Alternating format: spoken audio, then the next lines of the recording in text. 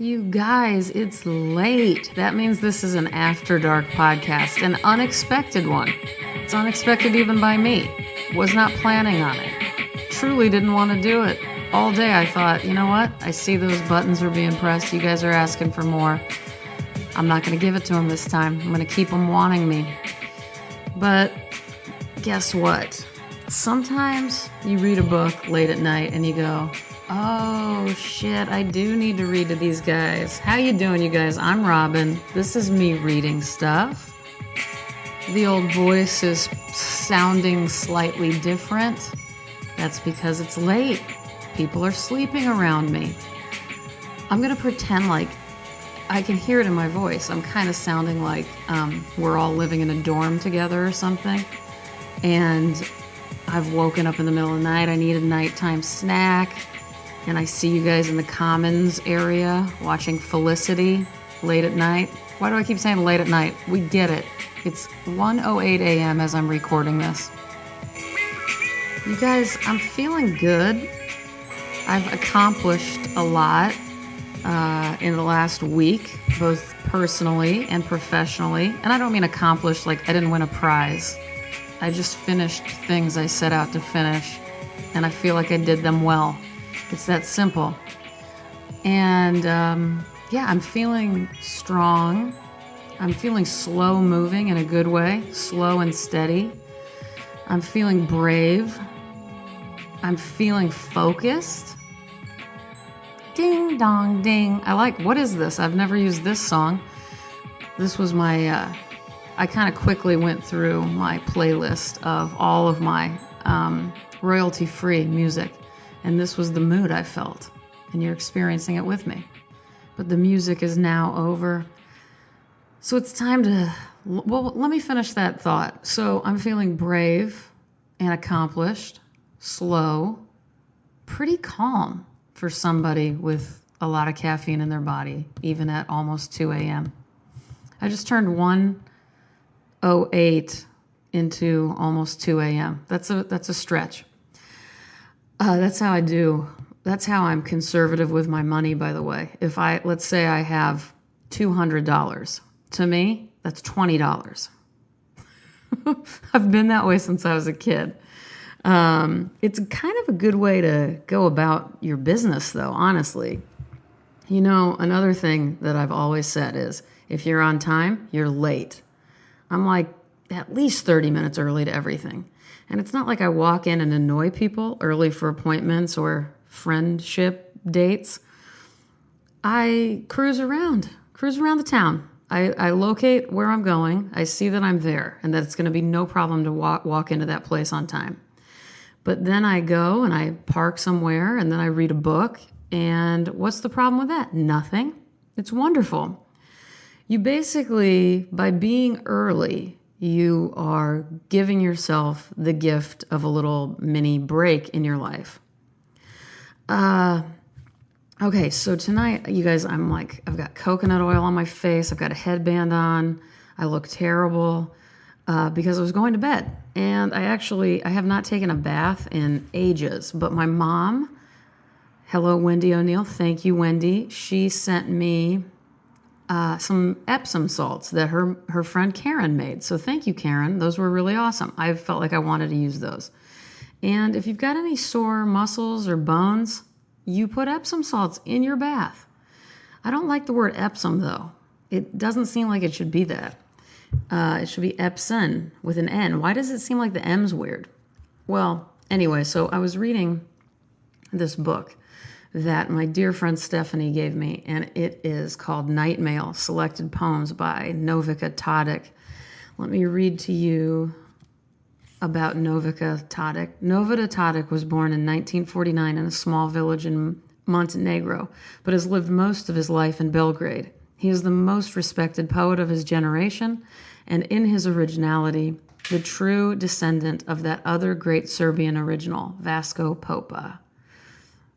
Okay, sorry. Tadić has published 7 collections of poetry. This is the first time his work has been translated into English. This book is translated by, you guessed it, everybody, Charles Simic, You know him. You love him because I love him. Yugoslavia, that's where he was born. Pulitzer Prize, that's what he won. MacArthur Foundation Fellowship, also won that. My dream best friend, that's another award he got. Hey, Charles Simic, also, if you're listening, I want you to know that you're not allowed to die. Is that a deal? Let's shake hands on that. Night Mail, this book, God, Stephanie, thank you for getting me this book. This is a really, really, really, really special one, guys. I'm not just playing around here. This is copywritten in 1992 by Oberlin College Press. And I can't tell you, well, you know what? Let's just do it. First poem I'm going to be reading is called They Come For Me. 3 masked soldiers come for me and hand me clothes sewn from old burlap sacks. This is your new uniform, they say. This is your new uniform, they say. Everybody can see your new uniform, they say. Everybody can see your new uniform, they say. Wearing it many years, I'll serve my new homeland. I'll fight if necessary to the last drop of blood. I'll be faithful. You know? All right, you know, I'm just going to move on to the next one I want to read. This one is called My First Record. Horror nothing, horror water, horror air. Horror spirit, horror forest, horror mountain. Horror motion, horror strength, horror life. Horror beast, horror stream, horror paths. Horror birds, horror nights, horror days. Horror people, horror women, horror children. Horror years, horror villages, horror cities.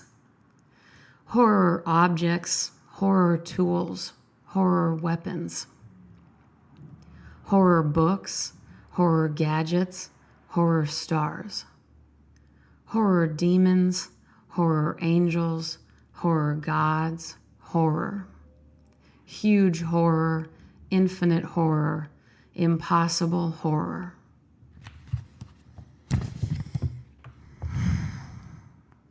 All right. Again, that's from Night Mail, selected poems, and these are translated by Charles Simic. That is Novica Tadić. This episode of me reading stuff is purely simply dedicated to all of you poets who listen. Specifically, it's dedicated to you, Stephanie. I am just glad you are alive, and I'm glad we're all alive and in this together. Horror was a hard word to say that many times, wasn't it? You know, life is really difficult, and then it's really not, and then it's really simple, and then it's really not, and then it's really terrible, and then it's really glorious, and then it's really sad, and then it's even sadder, and then it's really funny, and then sometimes you don't even know what it is. But listen up, buttercups. To quote Charlotte Bronte, you are not your wounds. Figure out a way to be resilient, whatever that means to you, because that's the only way you can do this. So, in my little bravery moment here, I'm not being brave by saying that. I'm being brave for other reasons that are kind of private to me, but I just want you guys to know that I'm here and I'm listening to you, and thank you for listening to me. I really, really appreciate it. The sun shone, having no alternative. That's Beckett. You gotta just keep on going, you guys. I'm here. I wish you well, and I will talk to you actually soon. I'll talk to you again on Thursday. I love you all. Good night.